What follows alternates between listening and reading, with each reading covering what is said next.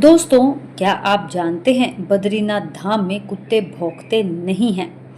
यह एक धार्मिक और सांस्कृतिक मान्यता है। ऐसा इसलिए है क्योंकि बद्रीनाथ धाम में भगवान विष्णु की तपस्या में कोई बाधा ना पहुंचा सके। कुछ लोगों का मानना है कि कुत्ते भगवान विष्णु के सेवक हैं और वह उनकी तपस्या को भंग नहीं करना चाहते। वैसे तो हिंदू मान्यताओं के अनुसार 4 धामों में से एक धाम बद्रीनाथ है जो उत्तराखंड राज्य में स्थित है। एक प्रसिद्ध हिंदू तीर्थ स्थलों में से एक है यह हिमालय पर्वत श्रृंखला में अलकनंदा नदी के किनारे स्थित है और समुद्र तल से 3133 मीटर की ऊंचाई पर है। बद्रीनाथ धाम में भगवान विष्णु का एक प्रसिद्ध मंदिर है जो हिंदू धर्म में पूजे जाते हैं।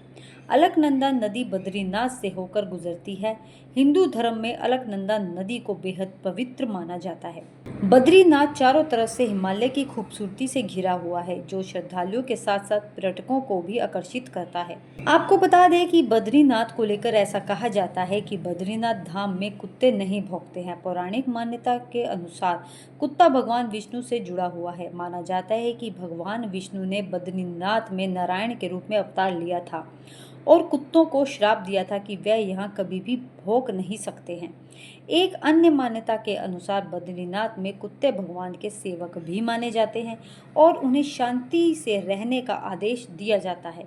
इसलिए बद्रीनाथ में कुत्ते शांति से रहते हैं और भौंकते नहीं हैं। शायद ही किसी को ये भी पता हो कि बद्रीनाथ धाम में सांप और बिच्छू में जहर न होने की मान्यता एक पौराणिक और संस्कृति विश्वास है।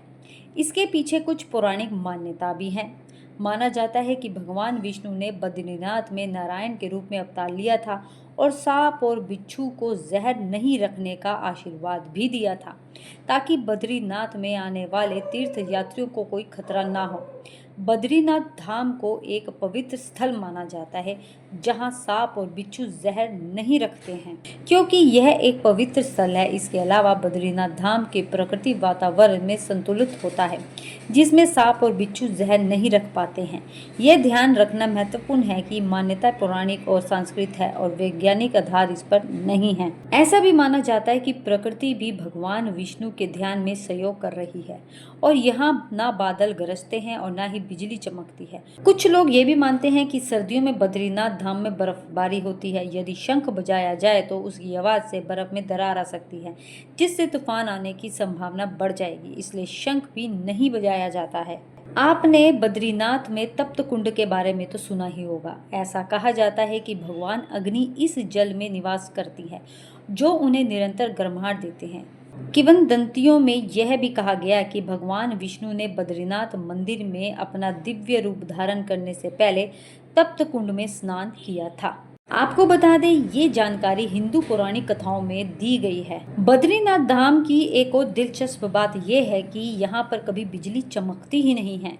इसके पीछे प्रकृति का भी कमाल है क्योंकि यहाँ पर वातावरण इतना संतुलित है, कोई भी प्रकृति की घटना यहाँ प्रभाव नहीं डालती है। हालांकि यहाँ प्रकृति अपना रौद्र रूप दिखा चुकी है, लेकिन इसके विपरीत मान्यताएं अनेक हैं। यहाँ पर कभी नर और नारायण दोनों ने काफी युगों तक साधना की थी, इसलिए यहाँ पर परमात्मा का विशेष कृपा भी बनी रहती है। बद्रीनाथ को सृष्टि का 8वां बैकुंठ कहा गया है जहाँ भगवान विष्णु 6 माह निद्रा में रहते हैं और 6 माह जागते हैं।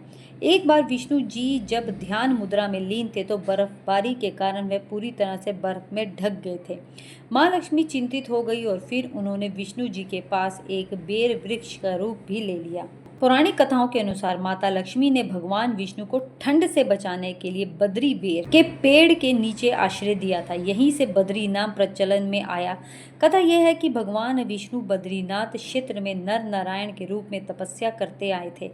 उन्होंने अलकनंदा नदी के किनारे कठोर तप किया था। धर्म शास्त्रों की मान्यता के अनुसार इसे विशालपुरी भी कहा जाता है और बद्रीनाथ धाम में श्री विष्णु की पूजा होती है, इसलिए इसे विष्णु धाम भी कहा जाता है। यदि आपको नहीं ज्ञात तो आपको बता दें कि बद्रीनाथ को भू वैकुंठ भी कहा जाता है जो भगवान विष्णु का निवास स्थान है। यहाँ 4 धामों में से एक धाम है और हिंदू धर्म में एक महत्वपूर्ण स्थान रखता है। बद्रीनाथ की यात्रा मोक्ष प्राप्ति में सहयोग मानी जाती है। बद्रीनाथ की मूर्ति शालग्राम शिला से बनी है और यह चतुर्भुज ध्यान मुद्रा में है। मंदिर के पास जो तप्त कुंड नामक एक गर्म पानी का कुंड है, उसमें स्नान करने से त्वचा रोग जैसी समस्याएं ठीक होने की मान्यता भी प्रचलित है।